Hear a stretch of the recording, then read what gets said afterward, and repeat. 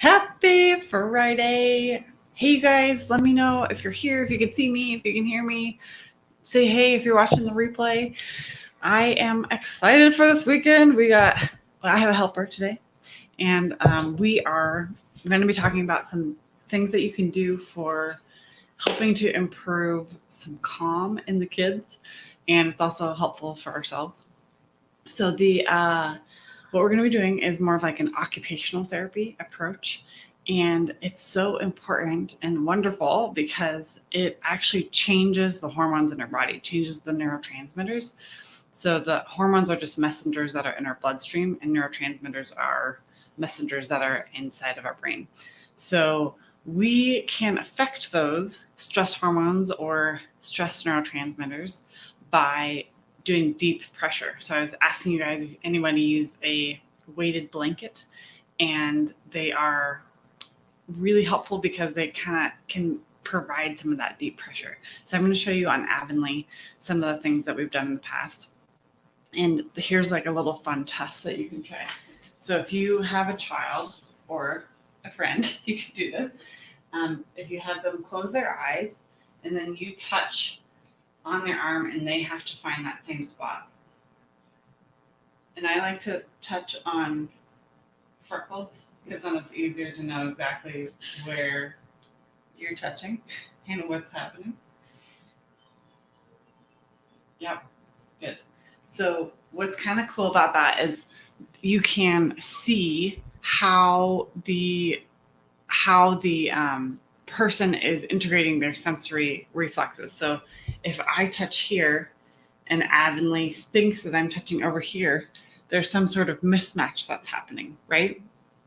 And the way that we can improve that is to upload a new picture to the brain of what our body is doing. So you can do that with deep pressure. Go ahead. And with the deep pressure, you want to be cognizant that you aren't pressing too hard. We used to have a way to communicate about it where it was, tell me, we want to have a 5 on a scale of 1 to 10. This is Goldilocks. We want it to feel just right. On a scale of 1 to 10, we don't want it to be too light or too hard. So sometimes I would say, hey, how is it? And she'd be like, it's a 4 or it's a 6. So you want to just keep checking in with the person that you're doing it on so that you have an appropriate amount of pressure for their unique body. So the important thing to remember for the deep pressure is you don't want to do it on top of bones. So the shin bone doesn't feel very comfortable to press on, but if you press just to the outside of it, that feels really good. And when you're doing deep pressure, you want to go slowly in and slowly out. You don't want to go like that's not very calming or relaxing. So a slow entrance into the tissue and a slow withdrawal. So this helps to upgrade the brainstem and helps to wash away all of the stress hormones that are in the brainstem in the brain. So when you do that, when you get those obstacles out of the way, then there's more room for the fun, relaxing, well-being neurotransmitters like serotonin and dopamine. So we are, by giving her more information about where her body is by the deep pressure, it's anchoring her to know like where she ends and where somebody else begins. So that gives her brain more information about her outline, and it makes her feel safer, and it allows her brain to let go of some of those stress hormones. How's the pressure? So Avonlea had a audition yesterday for the musical The Lion King. That was pretty stressful. I told her I don't think I would have done that. in middle school, I would have been like, no, I'm good. So I just go along the legs, and then when I get to the pelvis, I go to the outside and I push in.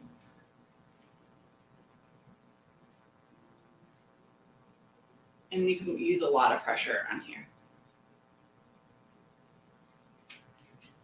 So sometimes actually physical touch is too stimulating. This is particularly true for people with sensory processing disorder or anyone on the autism spectrum, or this can be helpful for ADHD, for obsessive compulsive, for anxiety, for panic, for PTSD, bipolar. I'm trying to think of all the net, but it's really helpful for just anybody. But the specific diagnoses can really benefit from that. So if your child or you are too sensitive to touch, or this doesn't feel good, there's a few other options. So when we first started, it was too stimulating, and so we did. Can I borrow this for a second? We would put a pillow on top of her, and then lean on the pillow, and that would disperse and diffuse some of the pressure, and so that felt better initially.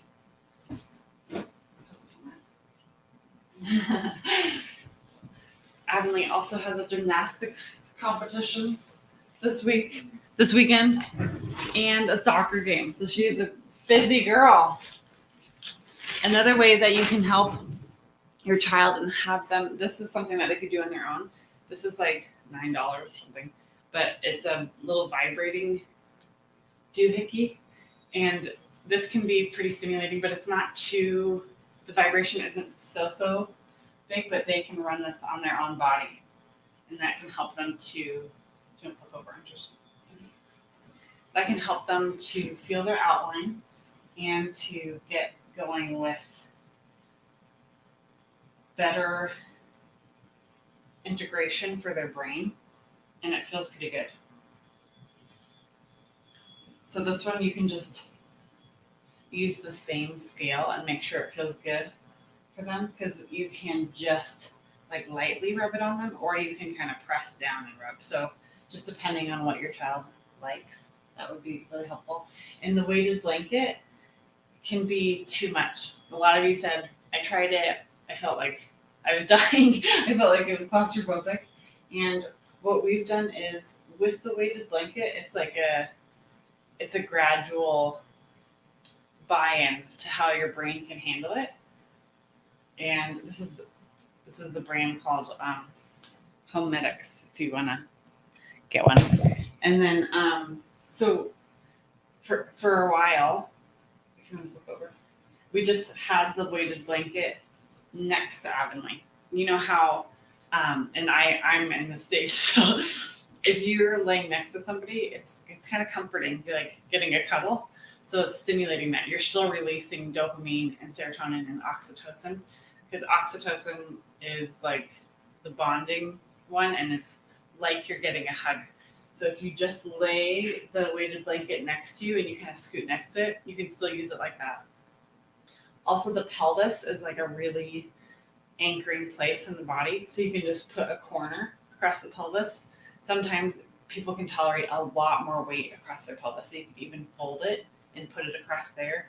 Or when you're taking a call, or I had someone yesterday who had a big interview, and she has like a neck brace pack, and she was really nervous. So we put that across her lap as a strategy to help her stay grounded. And we made a bunch of different rice packs that are different sizes. So if the weighted blanket feels too much for you, starting with a rice pack could be really a nice way to just bring in some weight, bring in some clarification for the stress, the outline of the body, and to make the brain feel more comfortable. Also, with the weighted blanket, you can just try like draping it over the shin or something like that to start. And it's been a really nice way to calm down. We used to do these exercises like morning, after school, and evening. And now, like, she actually doesn't have any big deficits. So if you did do that test and there was some inaccuracies, do the deep pressure, and then test again. Because when you retest, it should be more accurate. You should find that the child or the person is touching more closely to where you touched, because their brain knows now like where where in the world they are. So it's a really helpful thing. The other thing that we were going to do today is do the essential oil giveaway. So I'm excited about that. Adeline's going to help us come and pick the person so we can do a drum roll.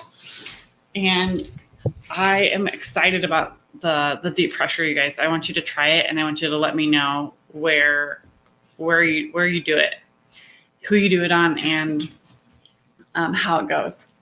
It usually feels pretty good, and it's kind of a fun way to help your child calm down after school or after a Lion King audition. And it's been a really lovely tool in our lives. So I hope you guys get a chance to check it out and let me know how it goes. So drum roll for the essential oil giveaway. Shauna is the winner. Woo! Yeah, Shauna. Send me your address and I'll send you the Thieves essential oil. This is a really probably one of the most used oils in our household. We put it on our feet. I drink it sometimes. I'll make like a little tea with it if I'm starting to feel bad.